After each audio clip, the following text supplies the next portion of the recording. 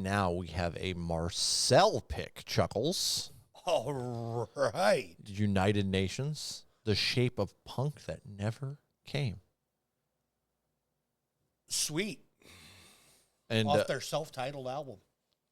Yeah, I kind of wonder if this is a little bit of a nod of the head to, oh my God, I just immediately blanked on the name. Oh, this is too good. The Shape of Punk to Come, which is an album by The Refused. Ha! You son of a bitch. Thought you'd get me on that one, did you? I mean, I wasn't trying to set you up. No, I had set myself up, and you just laugh while I fall. How dare you? I'd help you out. Not in that case, because I didn't know what you were talking about. But you weren't going to help me at all. You were definitely going to laugh, though. Yeah, all I know is Marcel said you are really going to enjoy this. I feel like he said the opposite. Did he or didn't he? Ooh. You know what? I like Marcel. He probably didn't. He probably said exactly that. I think, honestly, that you're just being a little paranoid, acting like the Patreons are all out to get you. Just settle down a little bit, dude. I mean, they have their moments. Sure. Sometimes they are. But, I mean, they're just sharing music they're passionate about. It's true. I don't think they're, like, going out of their way to, annoy you. It just happens to work out that way. It's fair. You know what I mean?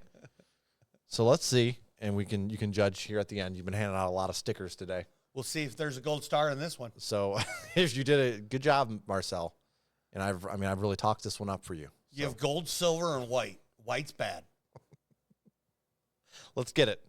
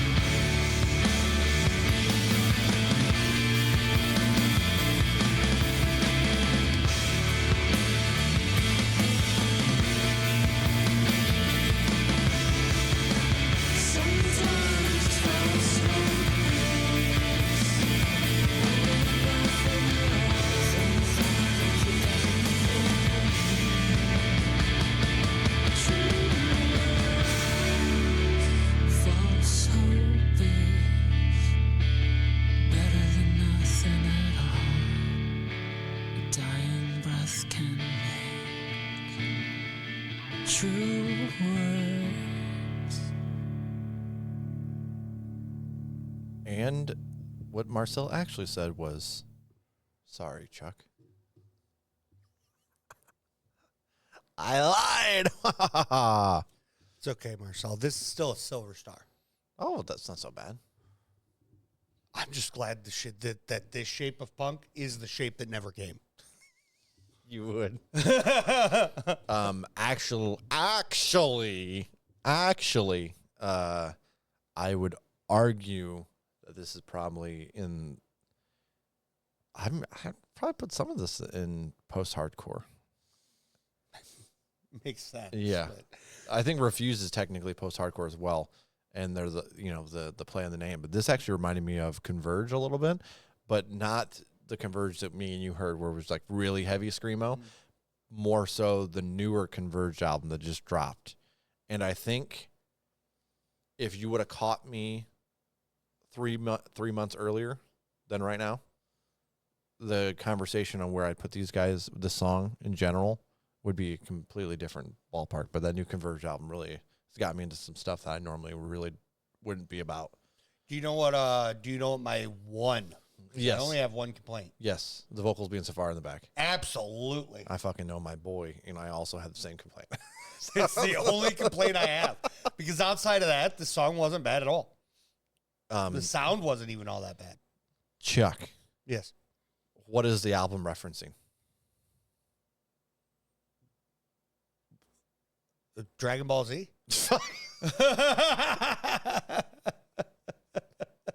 Dragon Ball Z in the 1940s. Now all I can envision is fucking John Lennon going Super Saiyan, dude. It's out of control. Out of control. What are you doing to me? What are you fucking doing to me? That's the Beatles. Oh. The Beatles, the famous one of their famous covers. Album covers. I'm shocked yet not shocked that you don't know that. Yeah, you should be shocked. I think I'm warm enough for a brain cell on this one. Oh, it feels pretty good. Feels pretty fucking good, dude. Something you're not used to. I'm not at all. What is happening? I got so smart all of a sudden, guys. It's not all of a sudden. You just don't show it on camera very often. What? You're a fairly intelligent individual. I get very bumble-footed on camera. You do. It's kind of amusing. And then you trip over your own words, and it's hilarious. A lot, dude. Way better than I was when I started, though. You are. God, that was a rough period. Then you yourself as well. Dude, do you remember Piece of shit. the first like 20 times I was in front of the camera without you? Yeah. I didn't know what the hell I was doing. It was one of the worst experiences I ever had to watch, and I had to edit it. He just was like, hi. I can't see you, so I don't know if you're there. What the fuck are you doing? You know, it's such a weird thing talking to a camera with nobody else around. You're just talking to the camera. You feel like you're going crazy at first. Especially when you're just a normal person that's not really fucked with any of this your Yeah. entire life. So then you're just 100%. talking to yourself. Yeah, essentially, yeah.